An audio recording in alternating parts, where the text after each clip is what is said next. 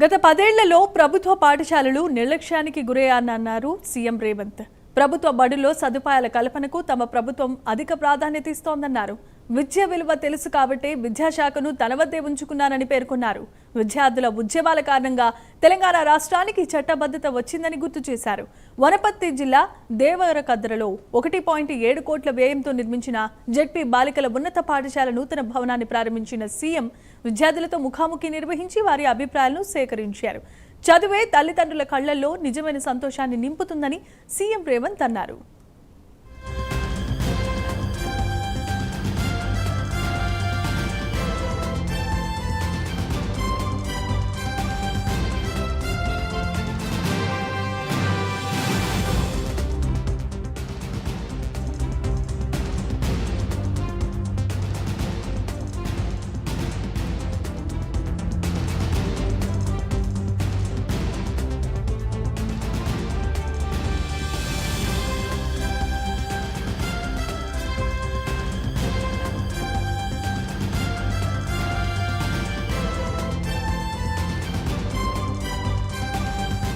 చదువే మన జీవితంలో వెలుగులను నింపుతుంది.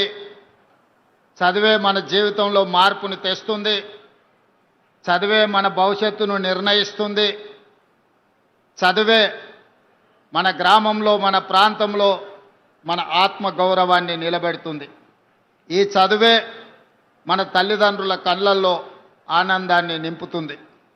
ఈనాడు ఆ ఆనందాన్ని నింపడానికి అవసరమైన ప్రభుత్వ పాఠశాలలో గత 10 సంవత్సరాల నిర్లక్ష్యం వల్ల అనాథలుగా ప్రభుత్వ పాఠశాలల్లో చదువుకునే విద్యార్థులు తీవ్రమైన ఇబ్బందులను, తీవ్రమైన కష్టాలను ఎదుర్కొన్నారు. అందుకే తెలంగాణ రాష్ట్రంలో ప్రజాపాలన ప్రభుత్వం ఏర్పాటు చేసిన తర్వాత డిసెంబర్ 7, 2023 నాడు బాధ్యత స్వీకరించిన తర్వాత ప్రభుత్వంలో చాలా కీలకమైన శాఖలు, రెవెన్యూ కావచ్చు, ఫైనాన్స్ కావచ్చు, ఐటీ అండ్ ఇండస్ట్రీస్ కావచ్చు, ఇరిగేషన్ కావచ్చు, రకరకాల పెద్ద పెద్ద శాఖలు ఉన్న అనుభవం కలిగిన సీనియర్లకు ఈ శాఖలను కేటాయించి తెలంగాణ విద్యాశాఖను ముఖ్యమంత్రిగా నేను నా దగ్గరే పెట్టుకున్నా. ఆనాడు చాలామంది మీరు revenue, finance, IT and industries లాంటి శాఖలు తీసుకుంటే బాగుంటుంది కదా, ఎవరైనా ముఖ్యమంత్రులు ఈ విధంగానే తీసుకుంటారు. గతంలో ఉన్న పాలకులు రెవెన్యూ, ఫైనాన్స్ లేదా ఐటీ అండ్ ఇండస్ట్రీస్ ముఖ్యమైన శాఖలన్నీ వాళ్ళ దగ్గరనే పెట్టుకున్నారు, వాళ్ళ కుటుంబ సభ్యుల దగ్గరనే పెట్టుకున్నారు. మీరెందుకు విద్యాశాఖను పెట్టుకున్నారని నన్ను చాలామంది అడిగినారు. నేను ఒకటే సమాధానం చెప్పిన, ఆనాడైనా ఈనాడైనా ఈ తెలంగాణ రాష్ట్ర భవిష్యత్తు ప్రభుత్వ తరగతి గదుల్లోనే ఉందని నేను సంపూర్ణంగా విశ్వసిస్తున్నా.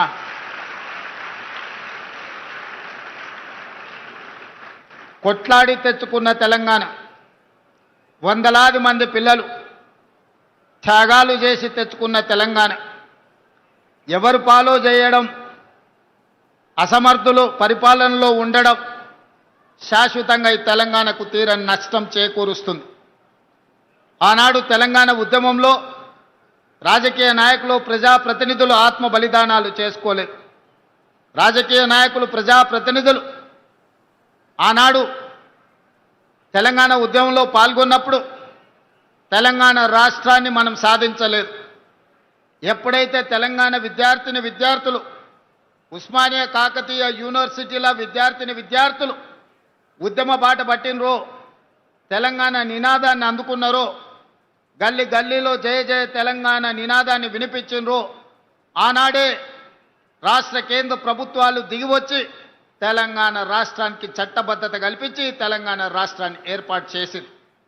ఆ క్రమంలో ఒక ఈశాన్ రెడ్డి, ఒక యాదయ్య, ఒక కానిస్టేబుల్ కిష్టయ్య, మళ్ళీ తెలంగాణ ఉద్యమంలో మొట్టమొదటి ఆత్మ బలిదానం చేసుకున్న శ్రీకాంతాచారి, వీళ్ళందరి కన్న కలలు మీ భవిష్యత్తు బాగుండాలి, భవిష్యత్తులో మీరు డాక్టర్లు, లాయర్లు, ఇంజనీర్లుగా, ఐఏఎస్లు, ఐపీఎస్లై రాజ్యాలను ఏలాలి, ఈ ప్రభుత్వంలో మీరు భాగస్వాములు కావాలి, తెలంగాణ పునర్నిర్మాణంలో మీరు కీలకమైన బాధ్యత పోషించాలి అని ఆనాడు వాళ్ళు భావించారు.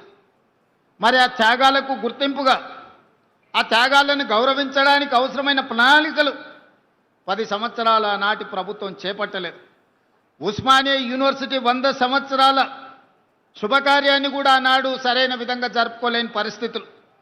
యూనివర్సిటీలో ఉన్న మౌలిక వసతులే కాదు, గ్రామీణ ప్రాంతాలలో ఉండే సింగిల్ టీచర్స్ నుంచి ప్రభుత్వ పాఠశాలల వరకు, అంగన్వాడీ నుంచి మొదలు పెడితే ఎక్కడ చూసినా నిర్లక్ష్యం నిర్లక్ష్యం నిర్లక్ష్యం. ఈ నిర్లక్ష్యం పేదలకు విద్యను దూరం చేసి, పేదలకు విద్య ఎప్పుడైతే దూరమైందో వ్యసనాలకు బానిసలుగా మారి వ్యసన పరుల తెలంగాణగా మారే పరిస్థితులు దాపురించినాయి.